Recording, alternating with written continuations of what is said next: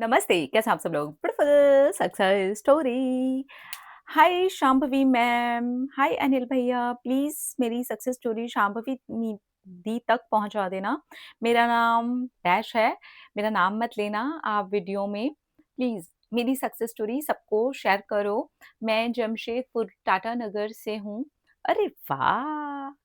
मेरी sister in law भी यहीं से हैं। सक्सेस स्टोरी जादू प्रैक्टिस सेल्फ लव और होपोनोपोनो टेक्निक की है। मेरा रिलेशन था जिसमें मेरा बंदा बिल्कुल भी मैच्योर नहीं था, बिल्कुल भी नहीं था और मैंने उसके लिए अपने स्टैंडर्ड्स को भी लो कर लिया था। पता नहीं क्यों? पर मैं उसके सारे फ्लॉज़ देखते हुए भी उसके साथ थी। मैं उसे बहुत ज़्यादा प्यार करती थी, सोचती थी वो नहीं तो क्या हुआ? मैच्योर नहीं है तो क्या हुआ? मैच्योर बिहेव करके रिलेशन मैं खुद चला लूँगी। एफर्ट्स तो दोनों तरफ से थे, बस उसकी तरफ से बहुत कम थे और हम रिलेशन में रह कर के भी बहुत डरती थी और मुझे छोड़ देगा ये सोच कर के रोती रहती थी। जबकि वो वैसे उस वक़्त कुछ करता भी नहीं था। मैं बस बेवजह के डर लेकर के रोती रहती थी और कुछ दिन के बाद मैंने देखा कि जिस दर्द से मैं रो रही हूँ, जो सोच रही हूँ वैसा ही हो भी रहा है। मेरा ब्रेकअप इनडायरेक्टली मैनिफेस्ट हो गया।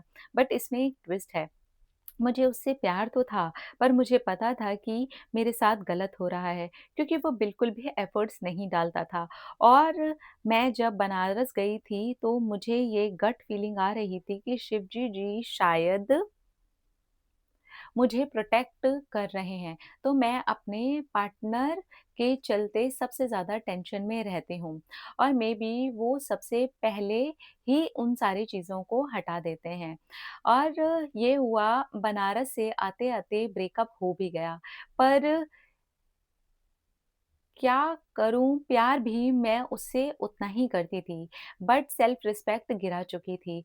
अपना मज़ाक उसके सामने मैं बनवा चुकी थी। सारी दोस्त भी मेरे से दोस्ती तोड़ चुकी थी, क्योंकि जब मैं रिलेशन में थी, सबसे उसके लिए मैं लड़ लिया करती थी। ऐसे मैं अकेले हो गई और डिप्रेशन में भी मैं जाने लगी, बट बहुत ज़्यादा पैसे भी मैं खर्च कर चुकी थी।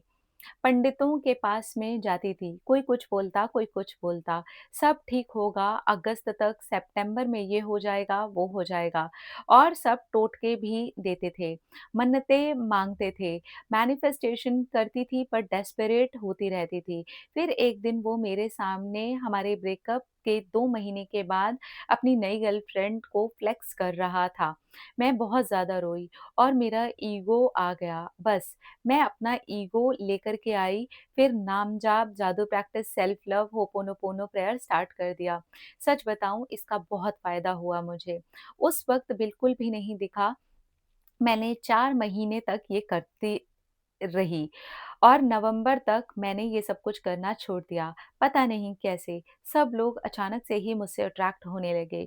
मैंने शायद खुद का सेल्फ केयर किया था, इसलिए मेरे बाल बहुत ज़्यादा सुंदर हो गए। मेरा ऑरा बहुत ज़्यादा क्लीन हो गया और प्रपोज़ल तो इतने आए कि पूछो ही मत। मैंने सोचा ये अचानक से हो क्या रहा है? अब मेरी लाइफ़ में कोई और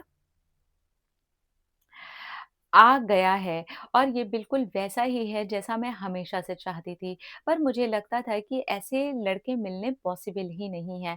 इनफैक्ट मेरी सब दोस्तों से भी बातें शुरू हो गई थी।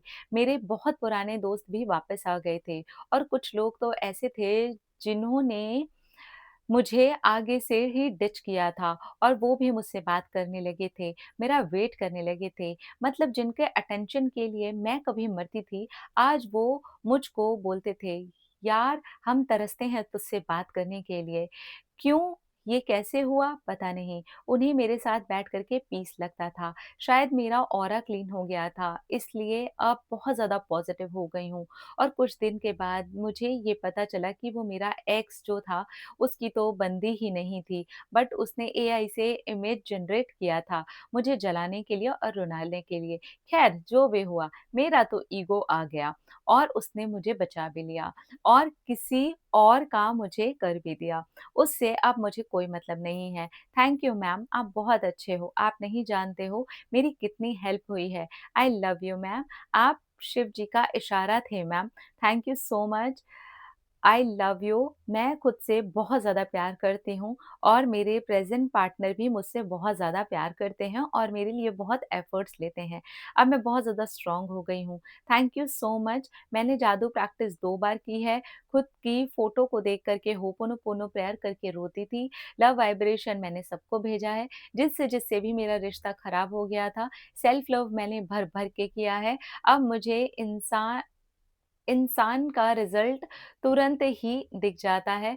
अब दिख रहा है, थैंक यू सो मच। हाँ, मुझे जितने भी प्रपोज़ल आए हैं, मेरा इनडायरेक्ट मैनिफेस्टेशन ही था क्योंकि मैं जैसे-जैसे सोचती थी, हर लड़का वैसे ही सेम-सेम बात मुझे बोलता था और trust me for the first time इतने प्रपोज़ल आए तो मेरे रिलेशनशिप में आने के बाद भी आ रहे थे। जिस लड़के के साथ मैं रिलेशनशिप में हूँ, वो बिल्कुल वैसा ही है जैसा मैं सोचती थी। हम दोनों ब्राह्मण भी हैं और मांगलिक भी हैं कोइंसिडेंस। वो बिल्कुल वैसे ही हैं जैसे मैं चाहती थी, मैच्योर, केयरिंग और सब कुछ करने वाले और मेरे लिए ढेर सारे एफर्ट्स डालने वाले। आज मैं बहुत ज़्यादा खुश रहती हूँ।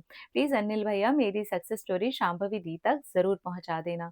Thank you, thank you, thank you. मेरी जान बच गई, मेरी ज़िंदगी वापस मेरे पास में लौट आई और मेरे मन्नत या प्रेयर मैनिफेस्टेशन का सबका रिज़ल्ट मुझे अच्छे वाले पार्टनर में मिल गया।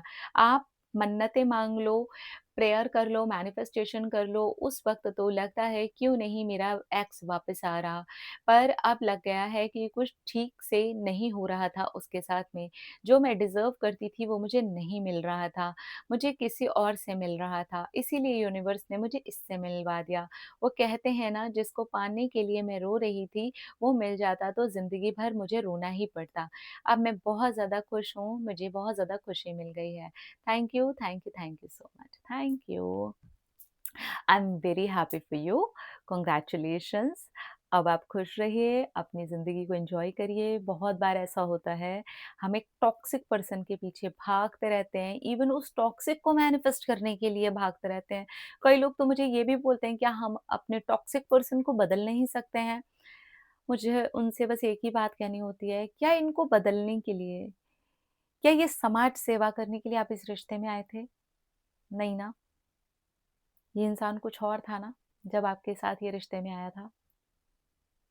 इसके पैटर्न्स बदले हैं, तो कहीं न कहीं आप भी अंदर से बदले हो, एनर्जी बदली है, उसे चेंज करने की ज़रूरत है। तब चांसेस बन जाएँगे कि वो भी आपके लिए बदल जाएँगे और नए रास्ते भी आपके लिए खुल जाएँगे। अपना में रखिए ख़्याल, अपने आप से कीजिए ढेर सारा प्यार ताकि अट्रैक्ट करें ढेर सारा प्यार। टाटा।